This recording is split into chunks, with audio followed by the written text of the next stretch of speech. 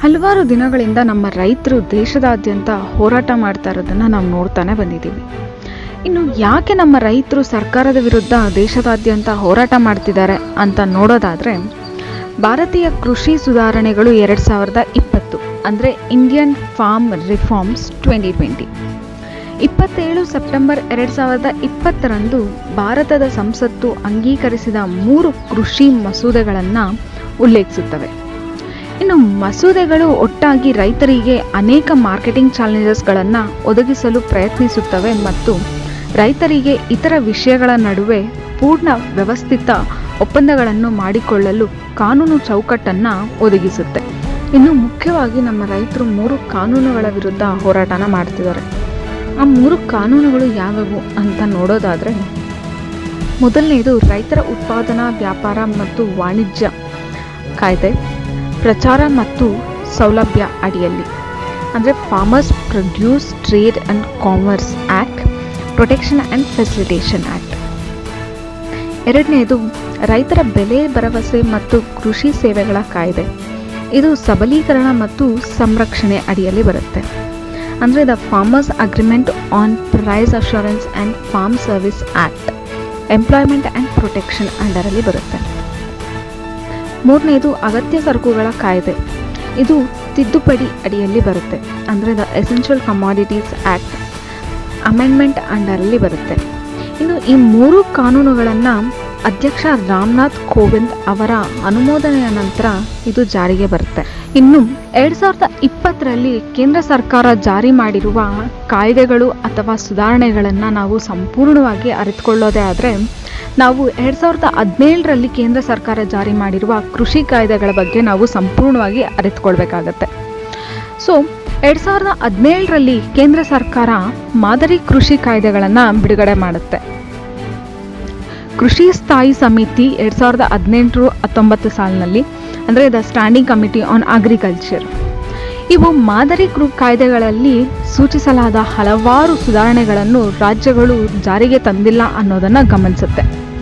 ಇನ್ನೂ ನಿರ್ದಿಷ್ಟವಾಗಿ ಹೇಳೋದಾದರೆ, ಭಾರತೀಯ ಕೃಷಿ ಮಾರುಕಟ್ಟೆಯನ್ನು ನಿಯಂತ್ರಿಸುವ ಕಾನೂನುಗಳು ನ್ಯಾಯಯುತವಾಗಿ ಮತ್ತು ಪ್ರಾಮಾಣಿಕವಾಗಿ ಕಾರ್ಯಗತಗೊಳ್ಳುತ್ತಿಲ್ಲ ಅಥವಾ ಅವುಗಳ ಉದ್ದೇಶವನ್ನು ಪೂರೈಸುತ್ತಿಲ್ಲ ಎಂದು ಸಮಿತಿ ಕಂಡುಹಿಡಿಯುತ್ತೆ.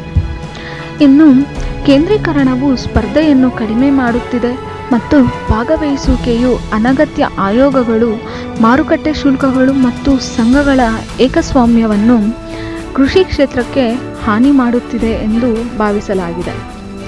ಇದರಂತೆ ಅನುಷ್ಠಾನದ ಕುರಿತು ಚರ್ಚಿಸಲು ಜುಲೈ 2019ರಲ್ಲಿ 7 ಮುಖ್ಯಮಂತ್ರಿಗಳನ್ನು ಒಳಗೊಂಡ ಸಮಿತಿಯನ್ನು ರಚಿಸಲಾಯಿತು. ಅದರಂತೆ ಕೇಂದ್ರವು ಜೂನ್ 2020ರ ಮೊದಲ ವಾರದಲ್ಲಿ 3 ಸುಗ್ರೀವಾಜ್ಞೆಗಳನ್ನು ಪ್ರಕಟಿಸಿತು. ಇನ್ನು ನಮ್ಮ ರೈತರು 3 ಕಾಯ್ದೆಗಳ ವಿರುದ್ಧ ಹೋರಾಟನ ಮಾಡ್ತಿದ್ದಾರೆ. ಆ 3 ಕಾಯ್ದೆಗಳು ಯಾವುವು, ಅವುಗಳಲ್ಲಿ ಏನೆಲ್ಲ ಅಂಶಗಳು ಸೇರಿವೆ ಎಂದು ನೋಡೋದಾದರೆ, ಮೊದಲನೇ ಕಾಯ್ದೆ ರೈತರ ಉತ್ಪನ್ನ ವ್ಯಾಪಾರ ಮತ್ತು ವಾಣಿಜ್ಯ ಕಾಯ್ದೆ, ಪ್ರಚಾರ ಮತ್ತು ಸೌಲಭ್ಯದ ಅಡಿಯಲ್ಲಿ.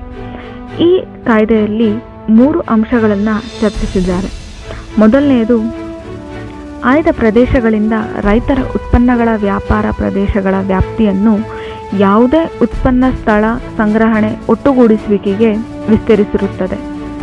ಎರಡನೇದು, ನಿಗದಿತ ರೈತರ ಉತ್ಪನ್ನಗಳ ಎಲೆಕ್ಟ್ರಾನಿಕ್ ವ್ಯಾಪಾರ ಮತ್ತು ಇ ಕಾಮರ್ಸ್ಗಳನ್ನು ಅನುಮತಿಸಲಾಗಿದೆ.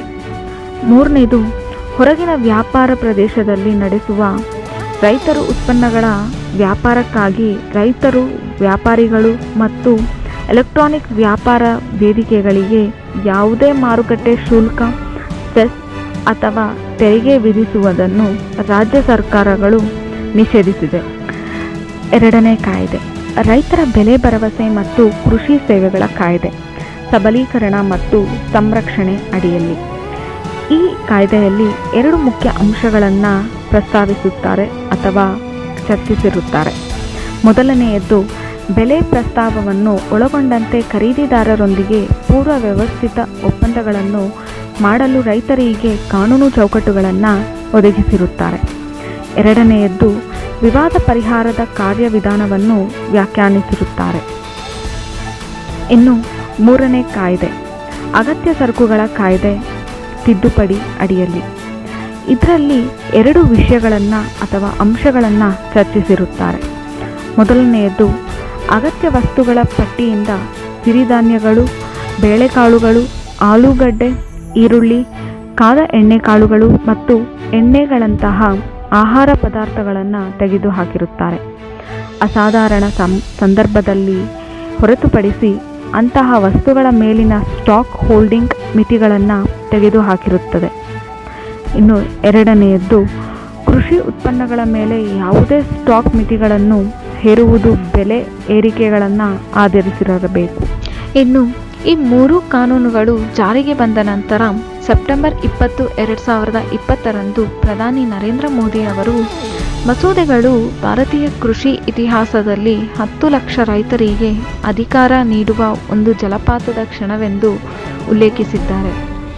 ಈ ಮಸೂದೆಗಳು ರೈತರ ತಮ್ಮ ಉತ್ಪನ್ನಗಳನ್ನು ನೇರವಾಗಿ ದೊಡ್ಡ ಖರೀದಿದಾರರಿಗೆ ಮಾರಾಟ ಮಾಡಲು ಸುಲಭವಾಗುತ್ತದೆ ಎಂದು ಸರ್ಕಾರ ಹೇಳುತ್ತದೆ. ಹಾಗೆ 29 ನವೆಂಬರ್ 2020 ಪ್ರಧಾನಮಂತ್ರಿ ಮನ್ ಕಿ ಬಾತ್ ರೇಡಿಯೋ ಭಾಷಣದಲ್ಲಿ ಅವರು ಎಲ್ಲ ರಾಜಕೀಯ ಪಕ್ಷಗಳು ರೈತರಿಗೆ ಭರವಸೆಗಳನ್ನು ನೀಡುತ್ತಿದ್ದವು, ಆದರೆ ಈಗ ಈ ಭರವಸೆಗಳು ಈಡೇರಿವೆ ಎಂದು ಹೇಳುತ್ತಾರೆ ಪ್ರಧಾನಮಂತ್ರಿ ಮೋದಿ ಅವರು. ಹಾಗೆ ಮಹಾರಾಷ್ಟ್ರದ ರೈತನೊಬ್ಬನ ಉದಾಹರಣೆಯನ್ನು ಮೋದಿ ಉಲ್ಲೇಖಿಸಿದ್ದಾರೆ. ಅವರ ಜೋಳದ ಬೆಳೆಗೆ 4 ತಿಂಗಳ ಕಾಲ ವ್ಯಾಪಾರಿಗಳು ಬಾಕಿ ಉಳಿದಿದ್ದಾರೆ. ಈ ಪರಿಸ್ಥಿತಿಯಲ್ಲಿ ಸೆಪ್ಟೆಂಬರ್ನಲ್ಲಿ ಅಂಗೀಕರಿಸಲ್ಪಟ್ಟ ಹೊಸ ಕೃಷಿ ಕಾನೂನುಗಳು ಅವನ ನೆರವಿಗೆ ಬಂದವು ಎಂದು ಹೇಳುತ್ತಾರೆ. ಹಾಗೆ ಈ ಕಾನೂನಿನಡಿಯಲ್ಲಿ ರೈತರ ಎಲ್ಲ ಬಾಕಿಗಳನ್ನು ಸಂಗ್ರಹಿಸಿದ 3 ದಿನಗಳಲ್ಲಿ ತೆರವುಗೊಳಿಸಬೇಕು ಎಂದು ನಿರ್ಧರಿಸಲಾಯಿತು. ಅದು ವಿಫಲವಾದರೆ ರೈತರು ದೂರನ್ನು ನೀಡಬಹುದು ಎಂದು ಮೋದಿಜಿ ಅವರು ಹೇಳುತ್ತಾರೆ. ಸುಧಾರಣೆಗಳ ಬಗ್ಗೆ ತಪ್ಪು ಕಲ್ಪನೆ ಹೊಂದಬಾರದು ಎಂದು ಹಲವಾರು ಕೇಂದ್ರ ಸಚಿವರು ರೈತರನ್ನು ಒತ್ತಾಯಿಸಿದರು. ನವೆಂಬರ್ 30 ಪ್ರಧಾನಮಂತ್ರಿ ರೈತರಿಗೆ ಸುಳ್ಳು ಹೇಳುತ್ತಿದ್ದಾರೆ. ಈ ಐತಿಹಾಸಿಕ ಕೃಷಿ ಸುಧಾರಣೆಗಳ ಕಾನೂನುಗಳ ಬಗ್ಗೆ ರೈತರು ಮೋಸ ಹೋಗುತ್ತಿದ್ದಾರೆ. ಅದೇ ಜನರು ಅವರನ್ನು ದಶಕಗಳಿಂದ ದಾರಿ ತಪ್ಪಿಸುತ್ತಿದ್ದಾರೆ. ಹಳೆಯ ವ್ಯವಸ್ಥೆಯನ್ನು ಬದಲಾಯಿಸುತ್ತಿಲ್ಲ, ಬದಲಿಗೆ ರೈತರಿಗೆ ಹೊಸ ಆಯ್ಕೆಗಳನ್ನು ಮುಂದಿಡಲಾಗಿದೆ ಎಂದು ಮೋದಿಯವರು ಹೇಳುತ್ತಾರೆ. ಕೃಷಿ ಮಸೂದೆಗಳಲ್ಲಿ ಕಡ್ಡಾಯ ನಿಬಂಧನೆಯಾಗಿ ಕನಿಷ್ಠ ಬೆಂಬಲ ಬೆಲೆಯನ್ನು ಸೇರಿಸುವ ಬೇಡಿಕೆಯನ್ನು ತಿರಸ್ಕರಿಸುವುದು ಕೃಷಿ ಮತ್ತು ರೈತ ಕಲ್ಯಾಣ ಸಚಿವ ನರೇಂದ್ರ ಸಿಂಗ್ ತೋಮರ್ ಅವರು. ಹಾಗೆ ಸರ್ಕಾರವು MSPಗೆ ಬದ್ಧವಾಗಿದ್ದರೂ ಅದು ಮೊದಲು ಕಾನೂನಿನ ಒಂದು ಭಾಗವಲ್ಲ ಮತ್ತು ಇಂದು ಅಲ್ಲ ಎಂದು ಹೇಳಿದರು. ಅಂದರೆ MSP it was not a part of law earlier and it is not today ಅಂತ ನರೇಂದ್ರ ಸಿಂಗ್ ತೋಮರ್ ಅವರು ಹೇಳಿಕೆಯನ್ನು ಕೊಡ್ತಾರೆ. ಟೀಕೆ ಮತ್ತು ಪ್ರತಿಭಟನೆ. ರೈತರು ಮತ್ತು ಇತರರು ಮಸೂದೆಗಳನ್ನು ಕಾರ್ಪೊರೇಟ್ ಸ್ನೇಹಿ ಮತ್ತು ರೈತ ವಿರೋಧಿ ಎಂದು ಕರೆದಿದ್ದಾರೆ. ಮಸೂದೆಗಳು ರೈತರ ಗಳಿಕೆಗೆ ಧಕ್ಕೆ ತರುತ್ತಿವೆ ಎಂದು ಆರೋಪಿಸಿ ಬಹುಪಾಲು ರೈತರು ಮತ್ತು ವಿರೋಧ ಪಕ್ಷಗಳಿಂದ ತೀವ್ರ ಪ್ರತಿಭಟನೆಗಳನ್ನು ಎದುರಿಸಿದ್ದಾರೆ.